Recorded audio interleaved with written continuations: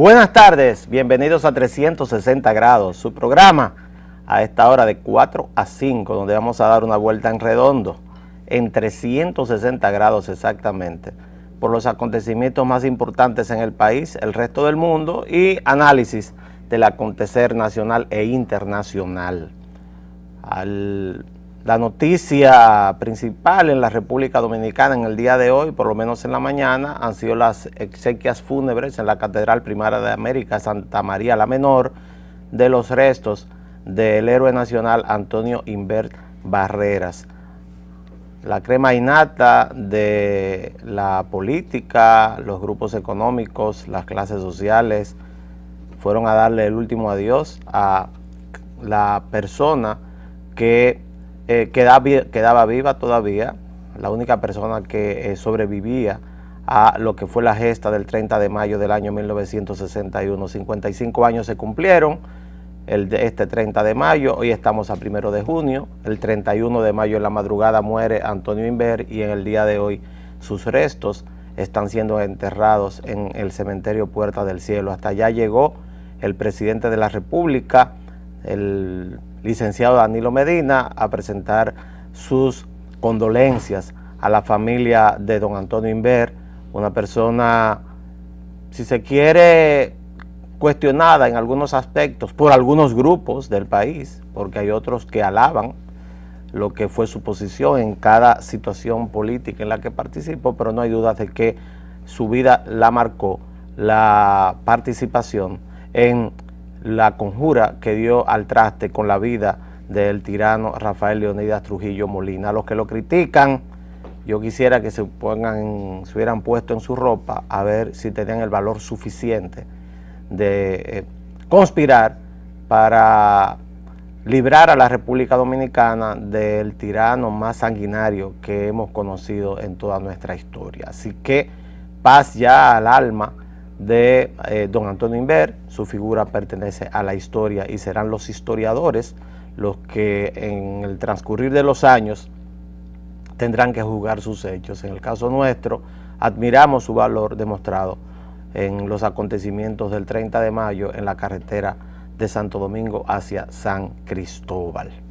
Por otro lado, hay una noticia que está también en desarrollo, es en Los Ángeles, California, donde hay 2 muertos en UCLA, la Universidad de California en Los Ángeles, una de las universidades más famosas de todos los Estados Unidos, sobre todo por sus equipos de fútbol y de baloncesto, y por el nivel académico que tiene UCLA, que siempre, a pesar de no estar dentro de la llamada Ivy League, que son las universidades que se encuentran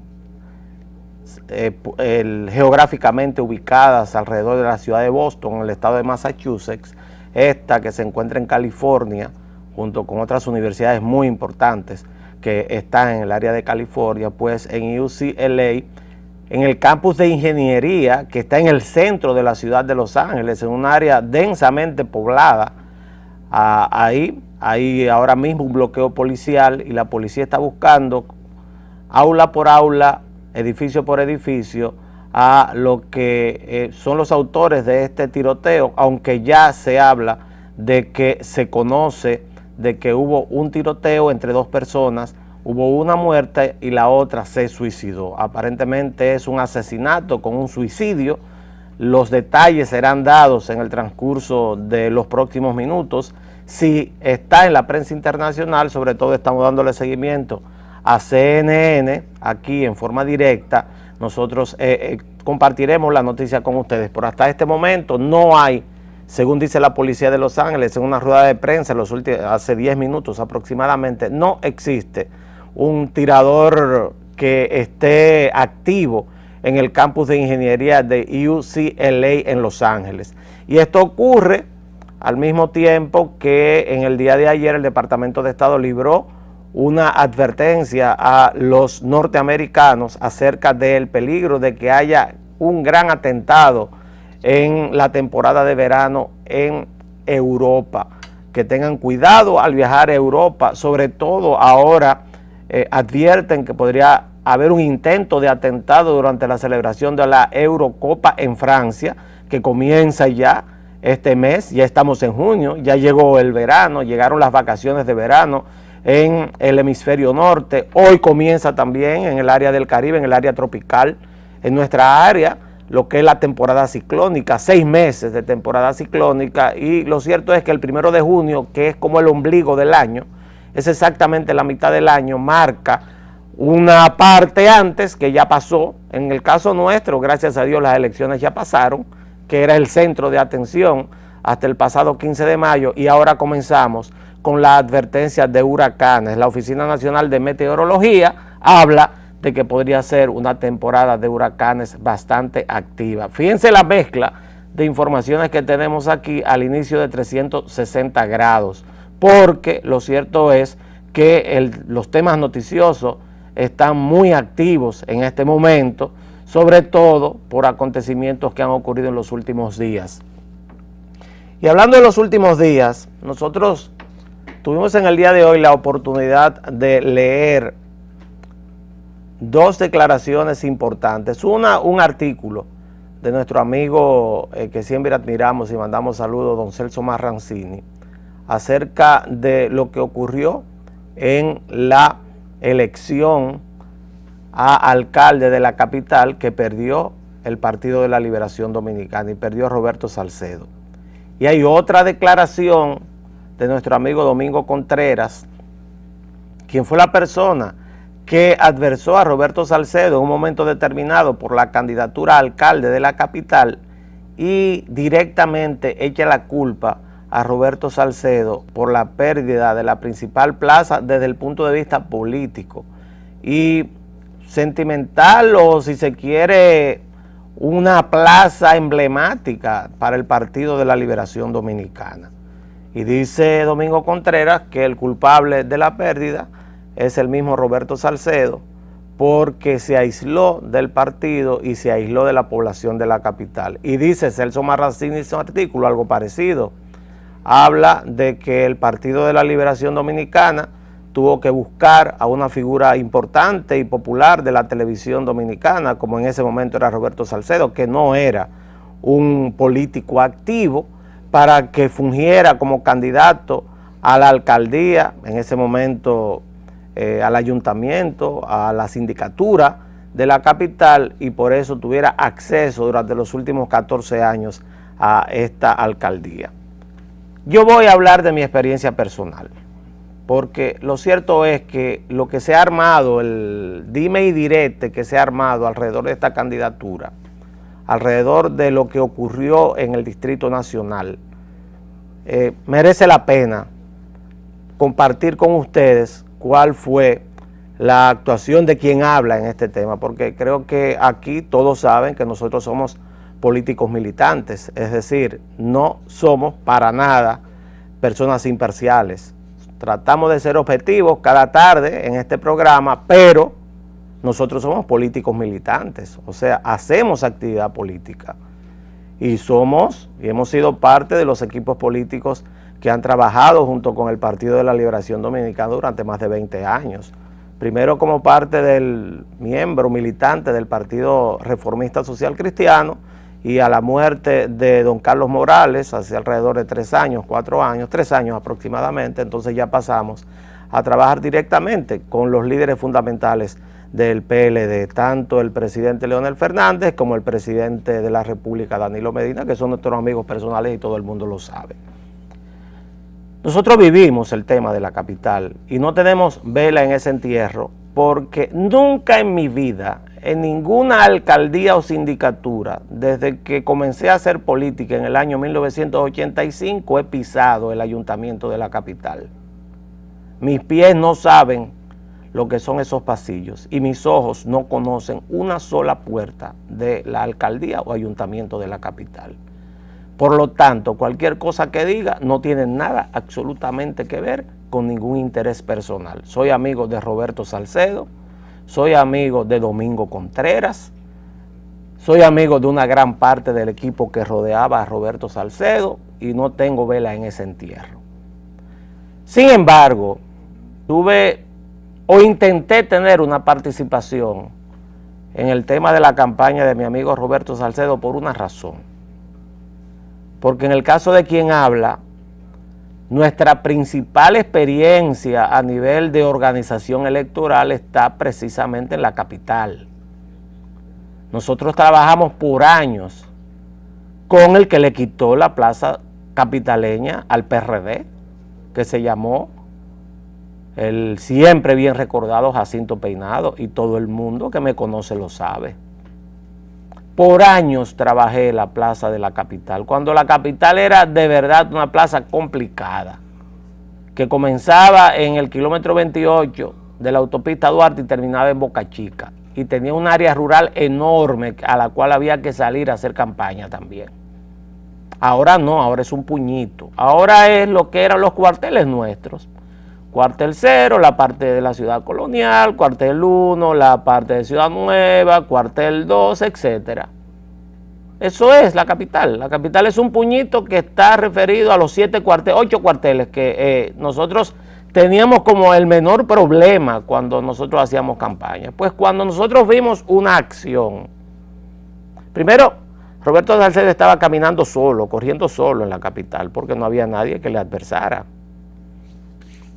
Contrario a mi amigo Reinaldo Pared, que por la misma situación de que veía que había una de las circunscripciones donde, a mi juicio, por la experiencia política que tengo en el Distrito Nacional, la boleta estaba falseando, pues yo agarré el teléfono y llamé a Reinaldo.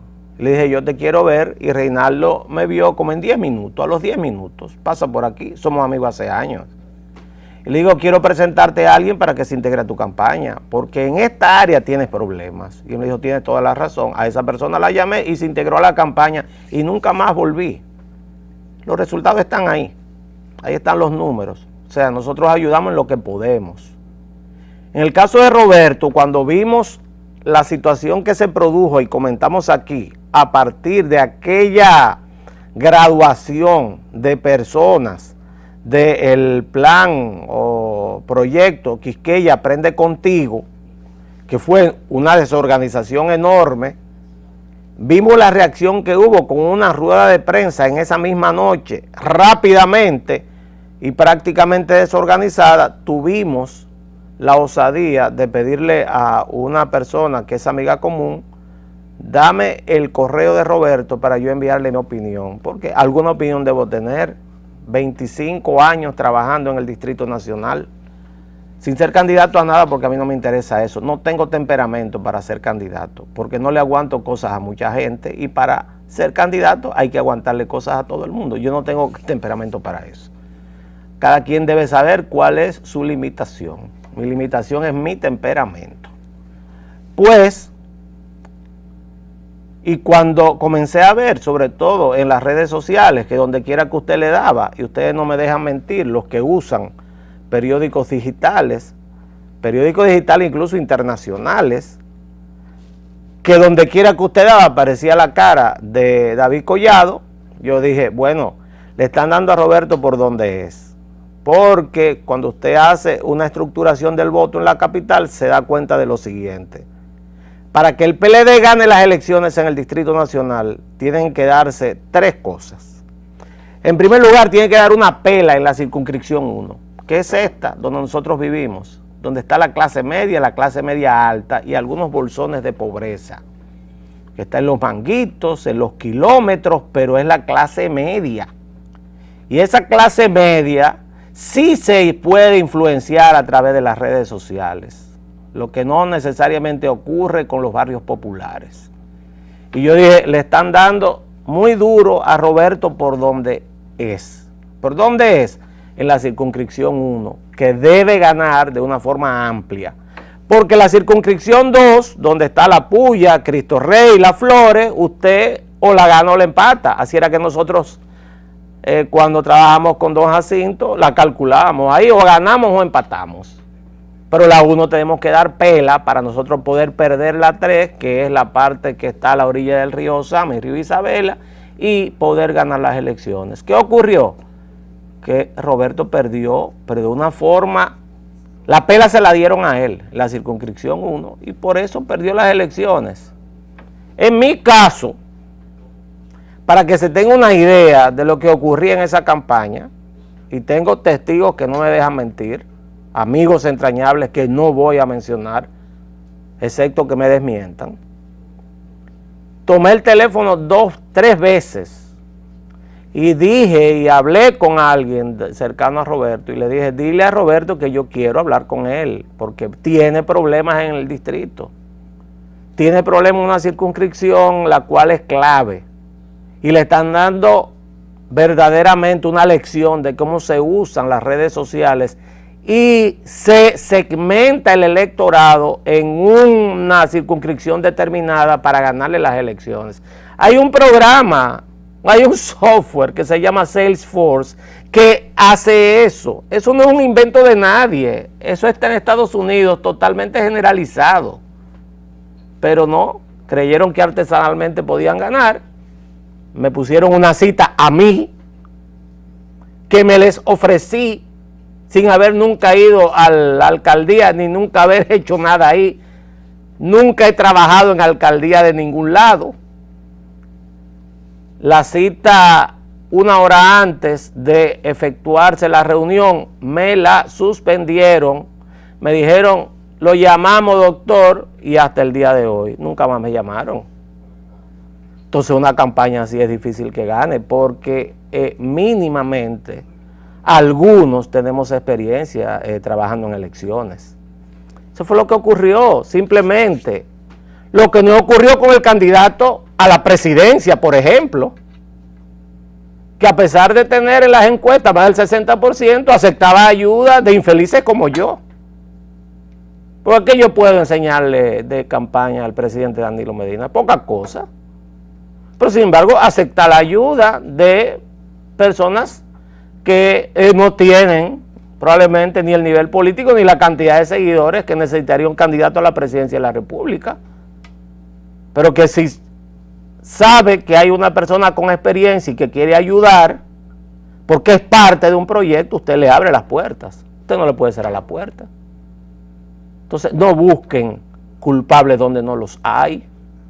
Lo primero es mirarse hacia adentro, y yo creo que en esto Roberto ha sido leal consigo mismo. No es una figura que está ya echada a un lado, porque si algo da la política es la oportunidad de la revancha. Así que esperen la revancha para el año 2020 y déjense de estar ya chismeando dentro del PLD con este tema, porque ya ese tema pasó. David Collado asumirá el día 16 de agosto. Usted no puede ir tampoco a La Vega a decir que porque Alexis Pérez perdió porque la población no lo quería. Y ganó Kelvin. Y se acabó. Usted no puede decir por qué José Rafael Vargas sacó casi 70% y el síndico de Moca perdió. Situaciones locales, lo mismo que ocurrió en el Distrito Nacional. Esa es la situación. En el plano internacional hay que poner nuestra cara directamente hacia lo que está ocurriendo en Sudamérica. Hoy hay una declaración del presidente Danilo Medina donde plantea que podría ser fructífero un diálogo que hay entre la oposición y el gobierno de Venezuela aquí en Capcana o en Punta Cana. Yo lamento diferir con el presidente Danilo Medina, eso no hay quien lo arregle. Porque mientras se dice que están dialogando, bueno, el señor Nicolás Maduro está sometiendo a lo que él dice será un juicio público televisado a la directiva de la Asamblea Nacional, que es electa por los mismos votos que él fue electo presidente de la República Bolivariana de Venezuela. Entonces, en esas condiciones es muy difícil. Y fíjense, este tema de Sudamérica hay que analizarlo. El próximo domingo se efectuarán las elecciones en segunda vuelta en Perú.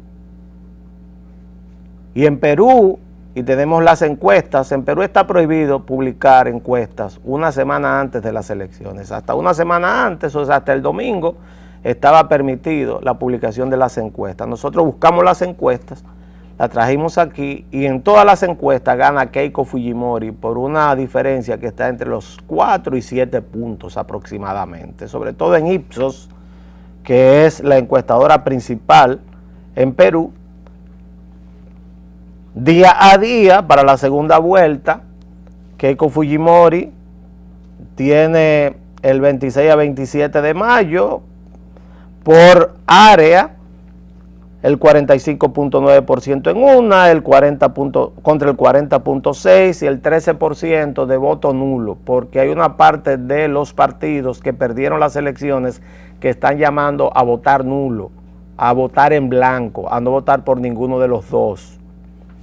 Y así sucesivamente. Hay otro que da 46 a 38, otra que da 46 a 41, otra que da 45 a 41, 48 a 41, pero los votos válidos seguro terminarán 50 y algo a 40 y algo. Los candidatos que se enfrentan en las elecciones son la de Fuerza Popular, que es Keiko Fujimori, la hija de Fujimori, que está preso, y Pedro Pablo Kuczynski por el partido PPK, que es el Peruano por el Cambio. En el día de ayer recibió el apoyo de el APRA, que sacó un 1%, un partido tradicional peruano que prácticamente desapareció, de Alejandro Toledo, que sacó 2%, creo, o sea, fuerzas muy pequeñas, pero no hay dudas de que todo se está centrando ahora ya en los candidatos que van a las elecciones en la segunda vuelta. Característica, los dos pertenecen a la centro derecha. Y esto es sintomático. Tanto Keiko Fujimori como Pedro Pablo Kuczynski, ninguno de los dos son de la izquierda tradicional que ha venido gobernando Sudamérica en los últimos años. Es decir, que Perú cambiará de manos nueva vez. Lo mismo que ocurrió en la Argentina con Mauricio Macri. Lo mismo que ocurrió en Brasil, ahora mismo, cuando por una metodología no ortodoxa han cambiado el gobierno de izquierda en medio de una crisis económica tan profunda que, según el jornal de el periódico Globo de Brasil, en su edición de hoy, que nosotros estábamos leyendo hace un ratito, dice que Brasil terminará con una crisis económica peor que la de Grecia. Estamos hablando de una economía boyante. En Venezuela, que fue el punto donde iniciamos, hay una crisis alimentaria y una crisis humanitaria. En Ecuador, Rafael Correa, que era uno de los presidentes más populares de esta camada de personas que se dicen de izquierda, pues también anda con una valoración en las encuestas de menos de un 25%. Y la misma Michelle Bachelet, que encabeza el gobierno más exitoso de toda Sudamérica, de estos gobiernos de centro izquierda, pero esta es una alianza entre la democracia cristiana y los partidos socialistas, es una presidenta que ahora mismo está rondando el 30% de valoración positiva. ¿Qué es lo que pasa en Sudamérica? Hay una crisis del modelo. El modelo que se planteó de distribución de riqueza a partir de crecimiento por venta de materias primas está haciendo aguas, sobre todo por la disminución de la necesidad de este tipo de productos por parte del mundo en sentido general, sobre todo China. La ralentización de la economía china se ha llevado de por medio a todos los gobiernos llamados de izquierda de América Latina. Es decir, la época de las vacas gordas se terminó. La venta de la soja en Argentina, que sostenía esa economía, ha disminuido y el impacto ha sido terrible. Argentina está en este momento en una situación de reestructuración de lo que es toda su economía, y lo primero que tuvo que hacer Mauricio Macri es irse a llegar a un acuerdo con los llamados fondos buitre para que le abran el espacio para préstamos internacionales, y consiguió 15.000 millones de dólares en préstamos. Brasil tiene serios problemas porque sus productos industrializados son muy pocos y no tienen competencia, no pueden competir con los productos de las economías del llamado primer mundo, mundo desarrollado, y la soja, la carne, el petróleo, todo eso se ha ido a pique el precio también. Lo mismo ocurre con Perú, lo mismo está ocurriendo con Bolivia, donde Evo Morales sigue con su discurso izquierdista, pero ya perdió el referéndum para la reelección. Y Rafael Correa está buscando la forma, dice él, de cómo terminar este último año de mandato. ¿Qué dice? ¿Qué es lo que está pasando? Lo que pasa es que el modelo se agotó. Usted no puede, y eso lo enseña la Biblia. No sé por qué no leen la Biblia. Cuando José fue llamado de la cárcel por el faraón para que le interpretara un sueño, eso es una de las lecciones más importantes de economía que existen en el mundo.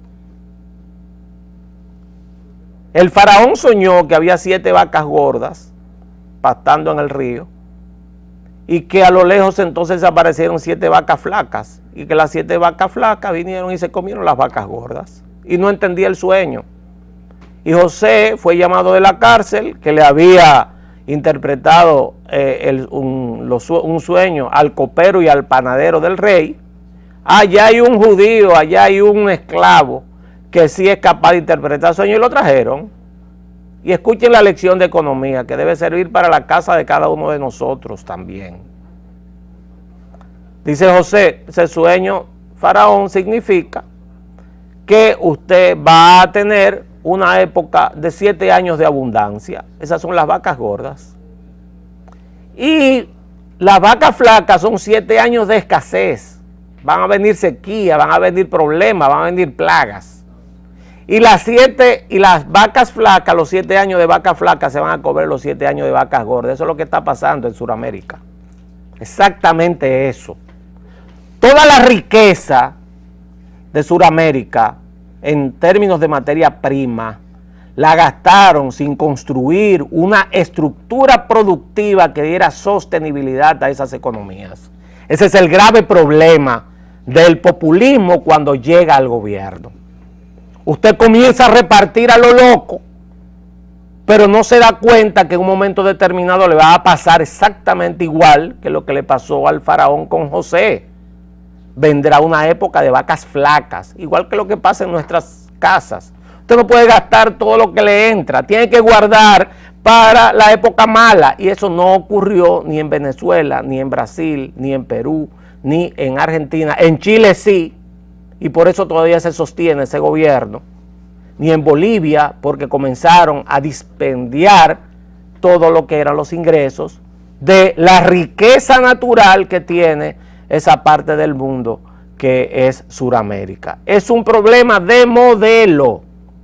Los sismos, izquierdismo, derechismo, fascismo, comunismo, quedaron enterrados en 1989 con el muro de Berlín. Olvídense de eso. Es un problema de modelo.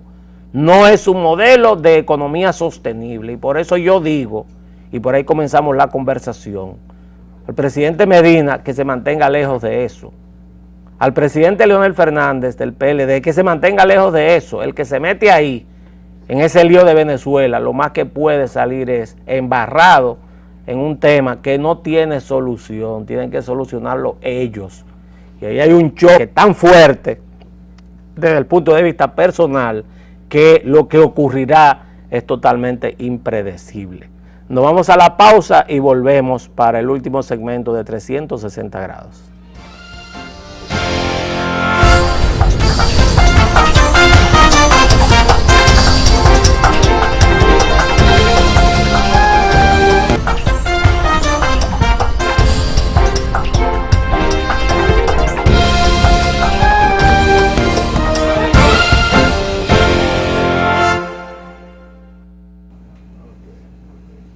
Y las noticias que llegan desde Los Ángeles, en California, ya se aclaró y se abrió el campus de UCLA.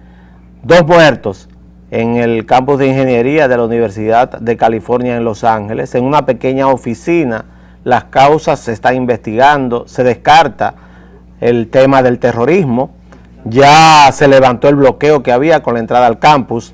Se suspendieron las clases en la tarde de hoy, pero Dice el jefe de la policía de Los Ángeles en unas declaraciones que acabamos de ver que en el día de mañana ya habrá clases en la facultad o en el área de ingeniería de UCLA. Es decir, que ya el tema de estas muertes ocurridas en la Universidad de California en Los Ángeles, lo que queda ya es aclarar las causas del asesinato y suicidio de 2 personas dentro de una pequeña oficina en este campus.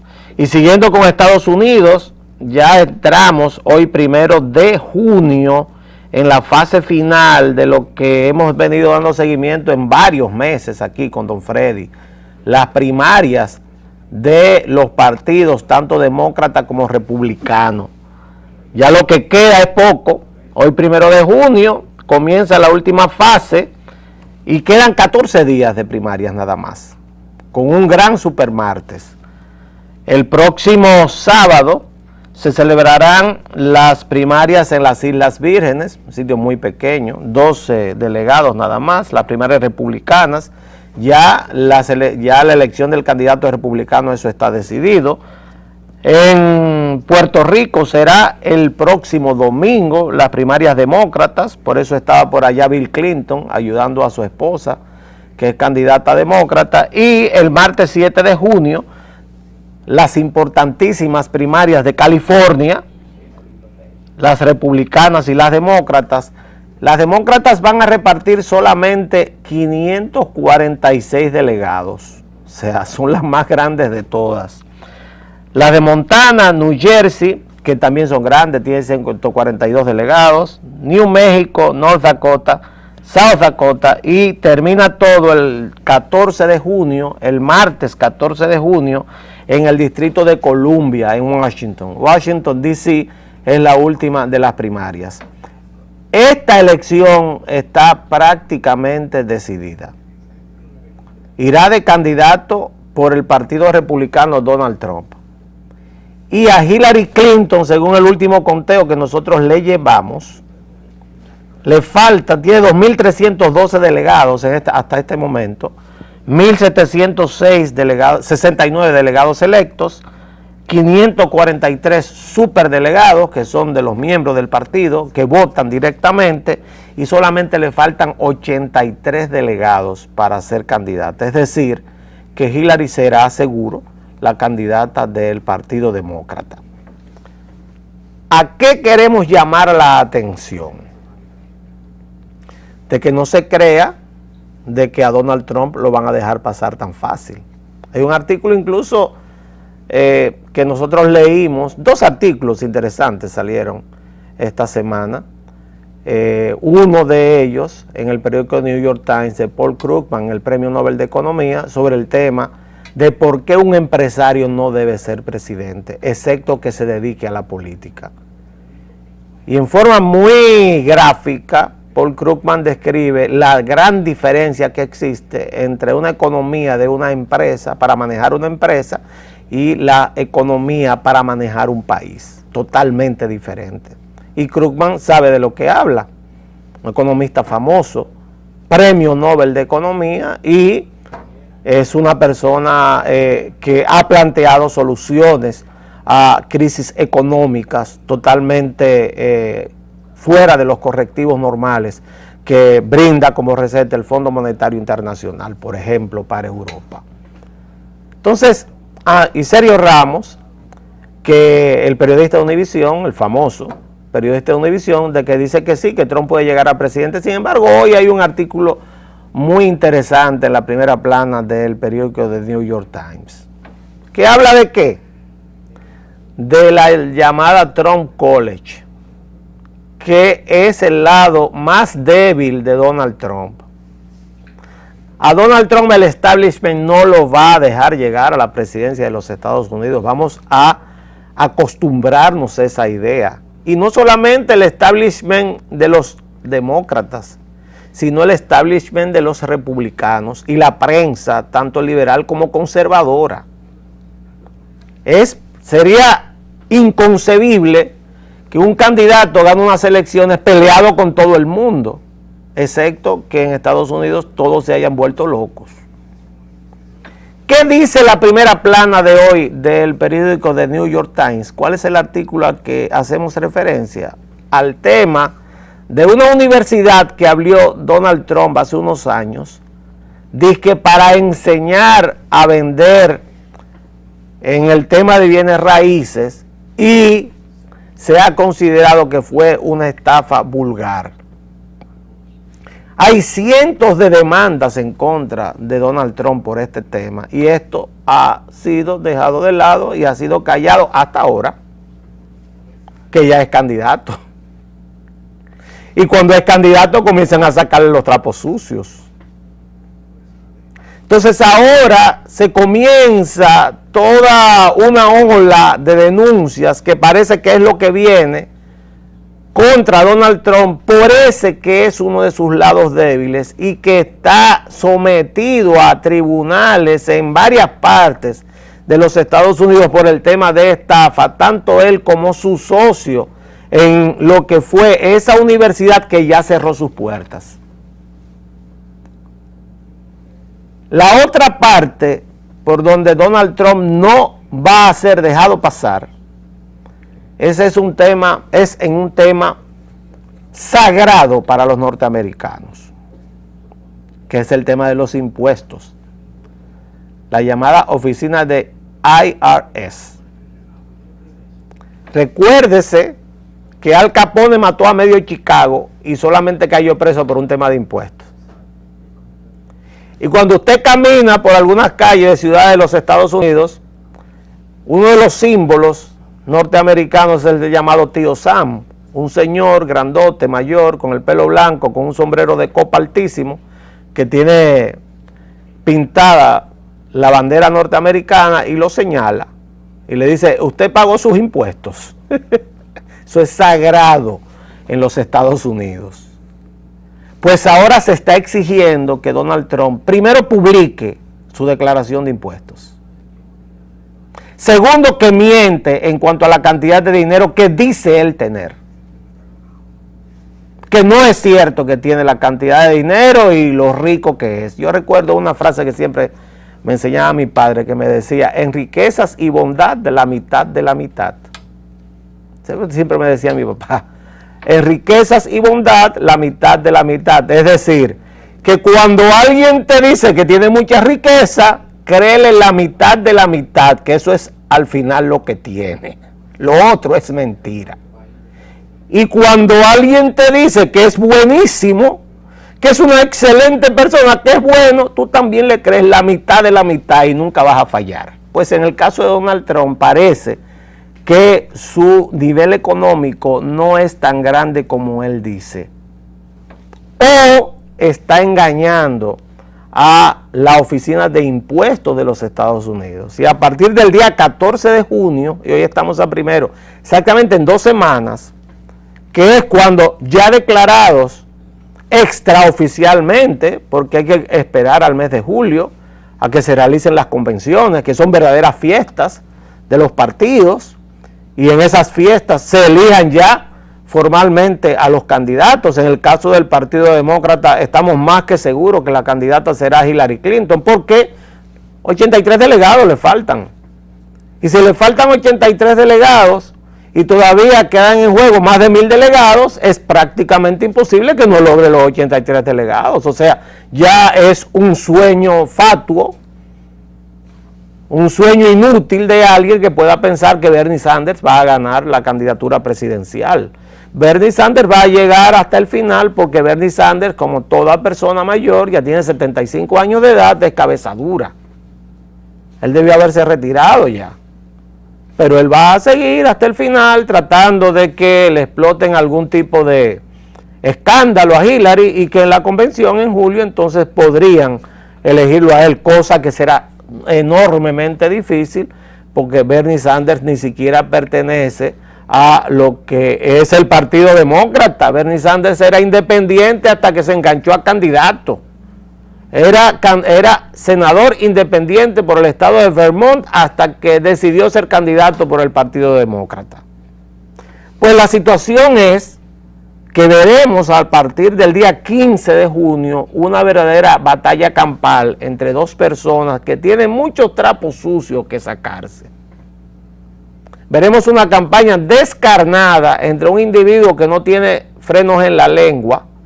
Yo creo que Donald Trump tiene un problema de desconexión neurolingual, es decir, tiene desconectado el cerebro con la lengua.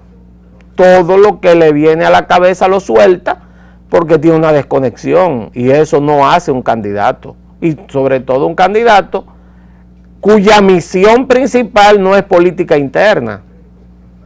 Los Estados Unidos, su presidente, la oficina oval, el principal trabajo que hace es de relaciones internacionales. Es la relación de Estados Unidos con el resto del mundo y cómo mantener a esta potencia hegemónica surgida de la Segunda Guerra Mundial como la punta de lo que es la economía, el progreso, la invención, todo lo que significa los Estados Unidos para este mundo moderno, todo lo que es este líder de la llamada Cuarta Revolución Industrial, y por eso es que es clave poner ahí a una persona que tenga una gran relación con el tema de las relaciones exteriores, y por eso es que nosotros creemos que Hillary, no importa lo que le saquen, será la próxima presidenta de los Estados Unidos. Y si por lo menos en mi caso tendré la oportunidad de ver a un país donde las mujeres no podían votar en el siglo XX y llegará una a la presidencia, y donde los negros no podían usar los mismos baños, ni los mismos hoteles, ni comer en las mismas mesas que los blancos, tan cerca como cuando Juan Marichal y Felipe Alou eran peloteros en los Estados Unidos en los años 60. Y vimos a un negro no solamente ser electo presidente, hijo de una persona que ni siquiera era migrante, sino que tuvo ese hijo, se casó con una norteamericana y se volvió a Kenya, que no era norteamericano. 2 periodos consecutivos Barack Obama con una presidencia bastante exitosa. Entonces, hay que ponerle mucha atención al tema de la política norteamericana, porque lo que ocurre en los Estados Unidos nos va a afectar de buena o mala manera, de una forma determinante. Y hablando de los Estados Unidos, y hablando de nuestra relación con ellos, y hablando de los problemas que podrían estar avisorándose para el futuro en la República Dominicana, pongámosle atención a el problema del virus del Zika. En el día de mañana vamos a tratar ese tema a profundidad con un médico experto en el área. En Puerto Rico, 2 equipos de béisbol de Grandes Ligas suspendieron sus juegos, los partidos que tenían programados ahora esta semana. ¿Por qué? Por el virus del Zika. Hay toda una campaña en los Estados Unidos para hacer que las personas que están en edad productiva no vayan a los lugares donde hay Zika activo. Es probable que el pico de enfermos con el Zika en Europa comience a manifestarse a partir de la temporada de verano, que precisamente se inicia este día. En el día de ayer no, el lunes, que era el Memorial Day, es la tradicional puerta de entrada al verano de los Estados Unidos, no necesariamente calendarizado, sino a la temporada de verano, el Memorial Day, que es el último lunes de cada mes de mayo, donde se conmemora a los caídos en las guerras que ha participado Estados Unidos. Pues ahora, con la llegada del calorcito a Europa y la presencia del albopictus, el Aedes albopictus, que es el mosquito que más abunda en esa área, podría haber un pico de casos traídos desde nuestra región, llevados de nuestra región hacia Europa. 18 países de Europa tienen el mosquito. Ese tema lo vamos a tratar en profundidad en el día de mañana, porque es un tema de salud y un tema económico. Económico, porque afecta al turismo y está afectando en forma importante al turismo en Puerto Rico. y Puerto Rico está ahí al lado, nosotros estamos aquí y está lloviendo mucho. Así que mañana los esperamos, trataremos de abrir las líneas telefónicas para sus inquietudes acerca del Zika y del tétano, que está también apareciendo en la República Dominicana. Hasta mañana y que tengan un feliz resto de